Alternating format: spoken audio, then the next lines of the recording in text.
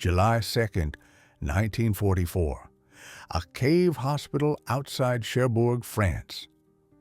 Dr. Schwester stepped from the underground ward into blinding daylight, her white coat hanging loose, both hands raised to surrender. Hours earlier, she had told the other nurses, "The Americans cannot possibly have the medical supplies they boast about. It's just propaganda meant to break us." Those words, spoken in the carved-out maze beneath the fortifications near Cherbourg, would be the first of many beliefs to collapse. Behind her, 8 German army nurses filed into the sun, among the earliest captured by U.S. forces in the French campaign. In the siege's final days, they had worked by candlelight on wounded Wehrmacht men, stretching the last drops of morphine, boiling the same bandages again and again. None of them imagined that within hours they would see care that overturned everything they'd been taught about American weakness and German superiority. These 9 nurses, who had been practicing medicine that felt nearer to medieval than modern, were about to encounter a system so advanced and so richly supplied that it would crack not only their clinical assumptions, but the ideological frame that held them. Colonel Richard P. Johnson, commander of the 45th Evacuation Hospital at La Haye-du-Puy, regarded them with professional curiosity rather than spite. Enemy medics, yet healers all the same. Within days, the Geneva Convention would send them back to German lines. A total of 16 German nurses would be exchanged on July the 2nd and again on July 9th. But first, they would see American medicine in 1944. Drugs they had known only by rumor, techniques beyond their training, and the brief captivity would leave marks that lasted far longer than the guards' watch. The unspooling had begun more than a year earlier, May 13, 1943, under the furnace heat of Tunisia. General Hans-Jürgen von Arnim's capitulation brought in not just riflemen, but thousands of medical personnel, surgeons, orderlies, and among them D.R.K. Schwestern, German Red Cross nurses who had served with Rommel's Africa Corps through 2 years of desert war. Among the captured was D.R.K. Schwester Ilse Schultz, awarded the Iron Cross Second Class in April 1943, one of fewer than 20 women to receive it during the conflict. Her colleague, D.R.K. Schwester Greta Falk, also decorated that April, kept meticulous notes later found in German military files. The Americans discard more medical material in a day than we receive in a month. They possess medicines we know only by name. The scale stunned everyone.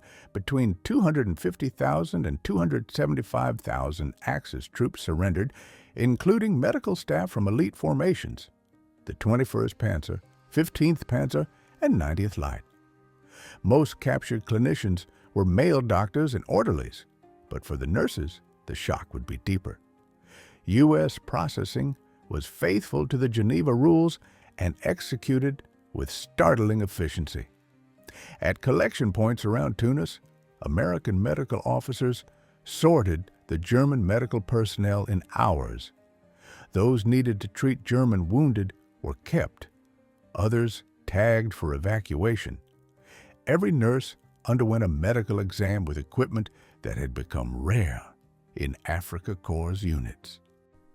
By June 1943, the first contingents were boarding Liberty ships to the United States, mass-produced vessels that themselves contradicted years of propaganda about American industrial frailty.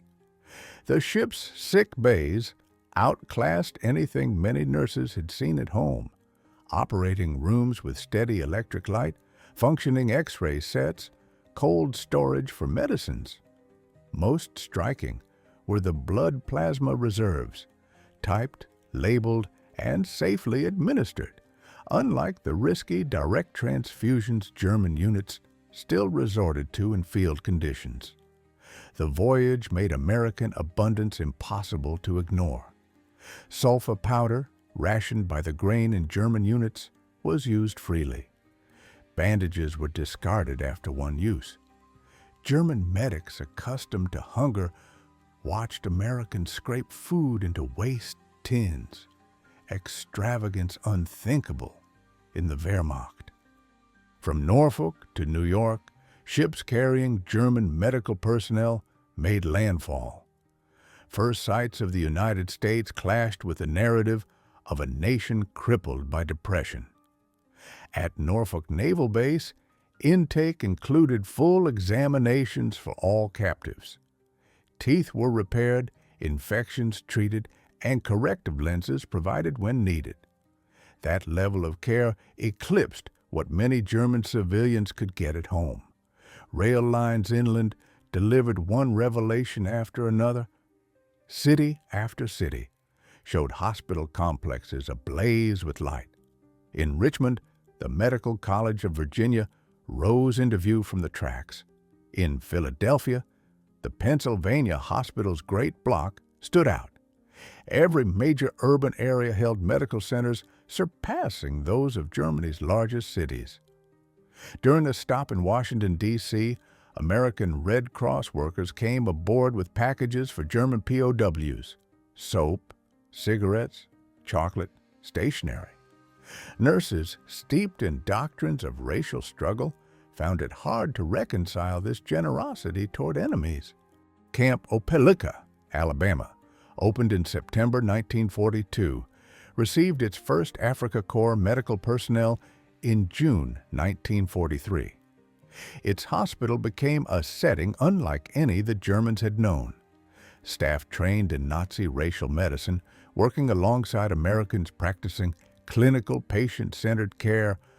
Under the dual staff model dictated by Geneva rules, U.S. medical officers supervised, while German personnel provided direct care. The result was unprecedented. Enemy clinicians functioning inside the American military medical system. The facilities left the German nurses speechless.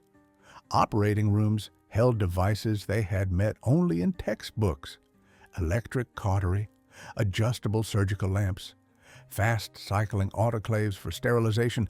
The pharmacy stocked hundreds of drugs in climate-controlled cabinets with expiry dates years ahead. On July 21, 1944, Glennon General Hospital in Okmulgee, Oklahoma, became German prisoner of war. General Hospital No. 1, with 1,790 beds and parallel American and German teams. Colonel Henry W. Mesh instituted something unthinkable in Nazi Germany: integrated care teams exchanging knowledge across enemy lines. Nurses from the NS Schwesternschaft taught that American medicine was weak and corrupt, discovered a system grounded in rigorous science.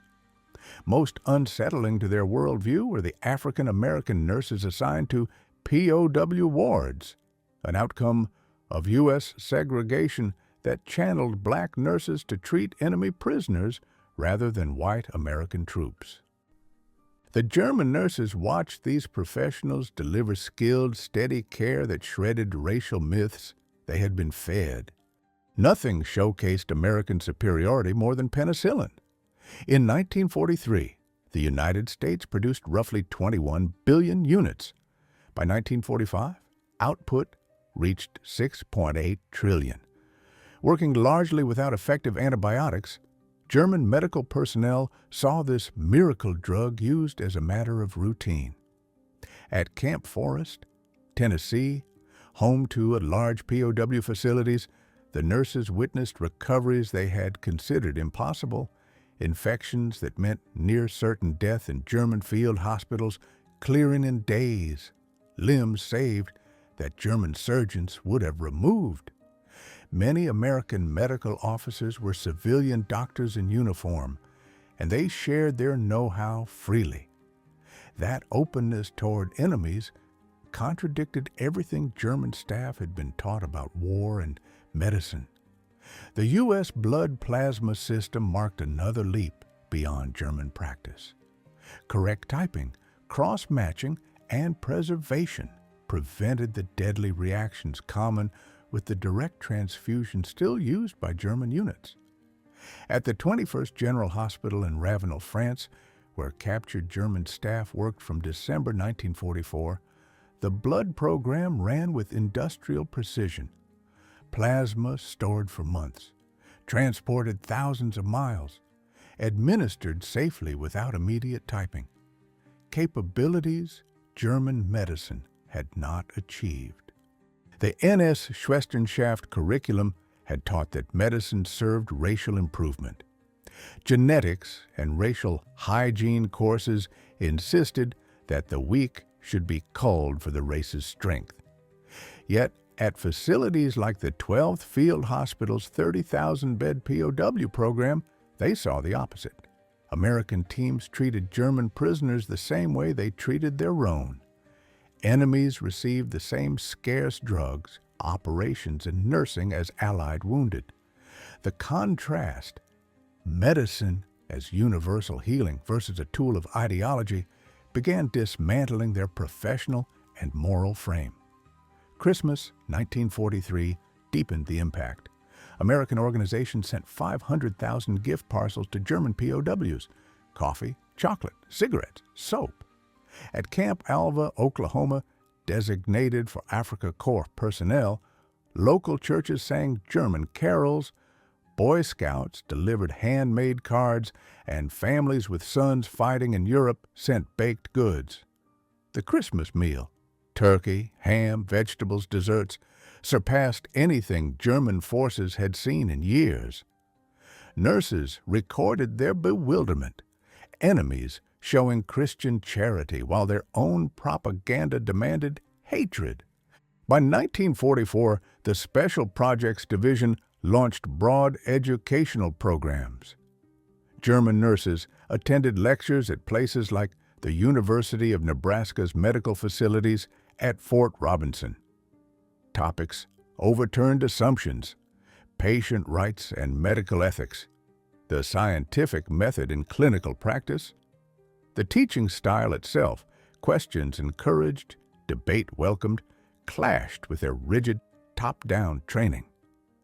Access to American medical journals brought a final jolt. Many German advances had been made by Jewish scientists expelled under Nazi rule. The cognitive dissonance was brutal.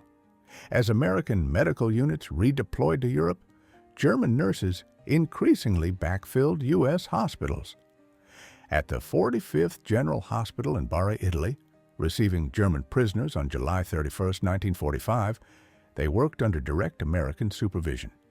Colonel Charles A. Pfeffer's command treated all alike: Allied soldiers, Italian civilians, German POWs. German nurses now used American methods and medicines on patients their ideology had called inferior. U.S. medical technology seemed decades ahead. X-ray units, rare in Germany, were routine. Electrocardiographs, unknown to many German nurses, were standard. At the 3rd Convalescent Hospital, operating from May to September 1945, they learned to run equipment they had only imagined: autoclaves that sterilized in minutes, electric suction replacing hand pumps, even adjustable beds that improved care through simple mechanics. Spring 1945 brought the hardest reckoning.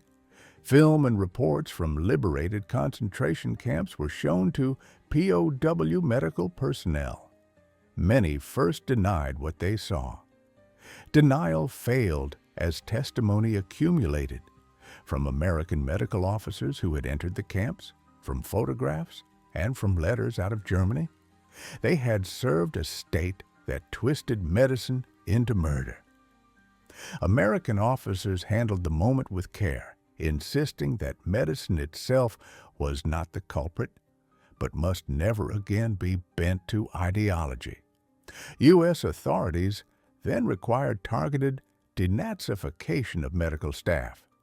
Mandatory courses in ethics and democratic principles used case studies to show how racial medicine harmed patients while scientific care saved them.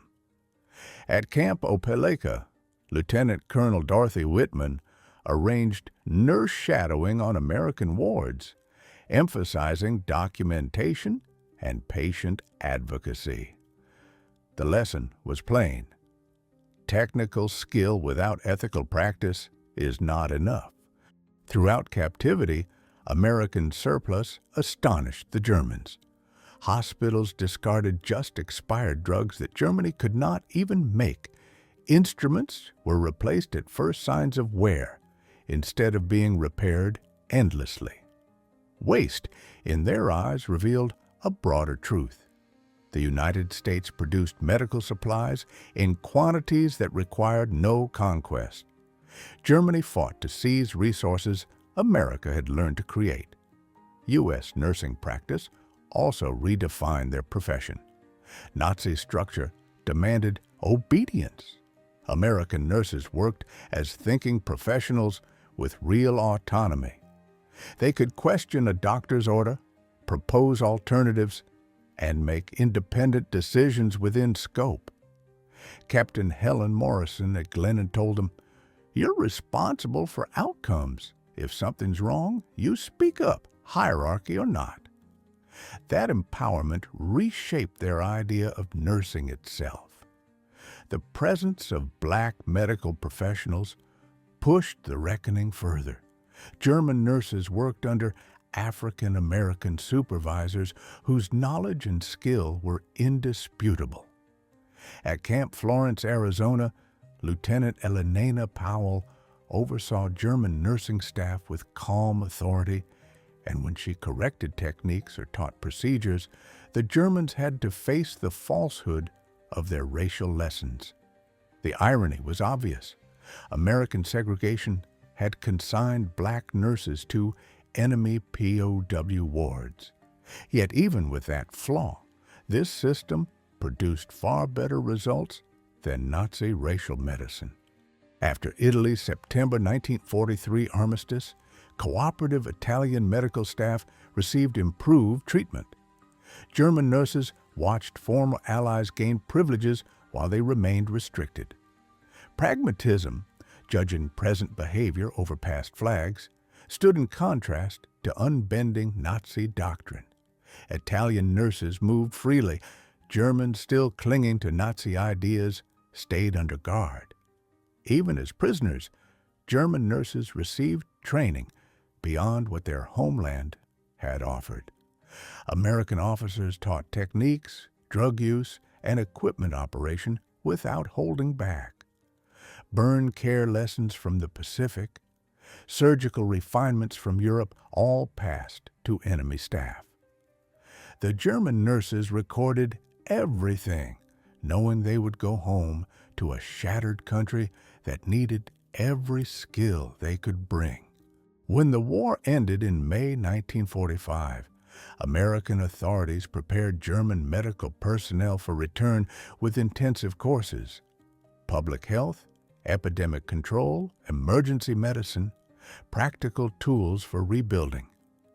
They learned water purification, mass vaccination, and treatment of malnutrition. Colonel Richard Stevens told them, "You're going back to massive medical needs. This training is our investment in a democratic Germany."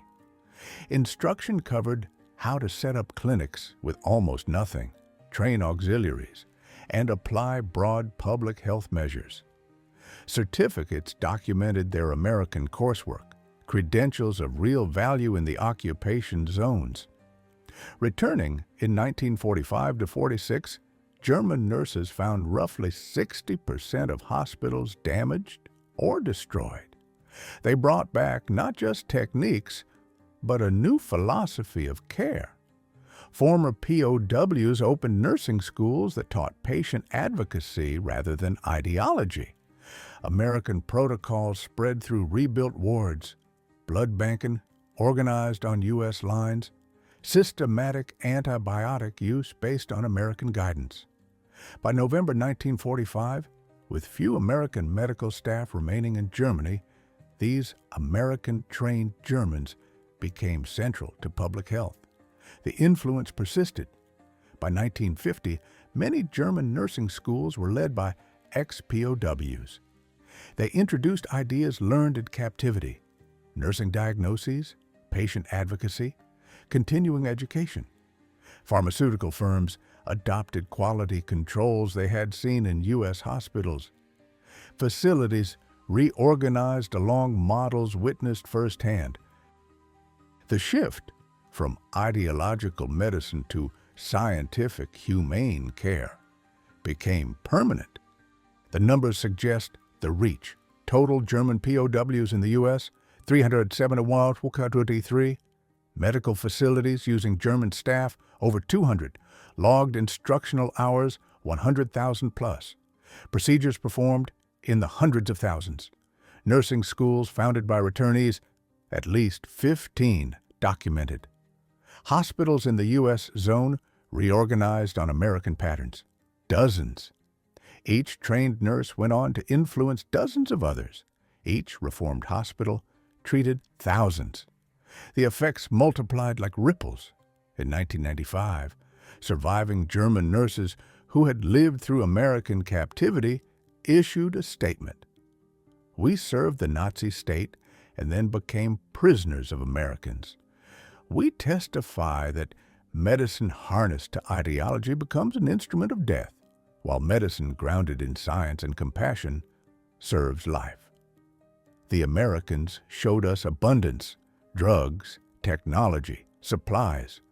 More importantly, they showed medicine without hatred. They treated enemies as patients worthy of equal care. We returned with more than new skills.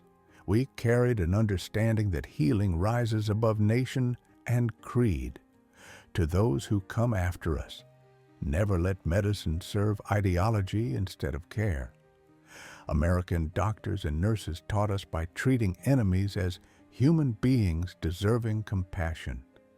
We arrived as prisoners. We left as witnesses to medicine's true purpose." The transformation of German nurses in American hands stands as one of the war's most effective ideological turnings. They saw more than technical advantage. They learned the core aim of medicine: healing without discrimination. Their journey from servants of Nazi health policy to advocates of scientific, humane practice shows how lived experience can defeat propaganda. Daily exposure to American care achieved what coercion could not: a thorough change of mind. The 9 women who stepped from Cherbourg's caves on July 2, 1944, symbolized thousands who would share that realization. They entered captivity, confident of German superiority. They left knowing that excellence in medicine comes from science, resources, and universal compassion. This was America's greatest medical victory, proof by everyday practice that humanitarian medicine triumphs over ideological medicine. The nurses were not merely captured, they were converted by what they witnessed. Their conversion helped lay the groundwork for rebuilding German medicine on humane rather than racial principles. In that change lies evidence that even deeply indoctrinated minds can bend when faced with undeniable proof of a better way. These nurses learned their foes possessed not only more supplies, but a higher medical ethic. They had been taught that medicine serves race. They learned it serves humanity. That lesson, learned in American captivity, reshaped German medicine for generations. Their story bears witness. Medicine rooted in science and compassion will always defeat medicine twisted by hatred and dogma. Prisoners became witnesses. Enemies became colleagues. And through their change, medicine returned to its proper calling: healing without borders, science without prejudice, compassion for all who suffer.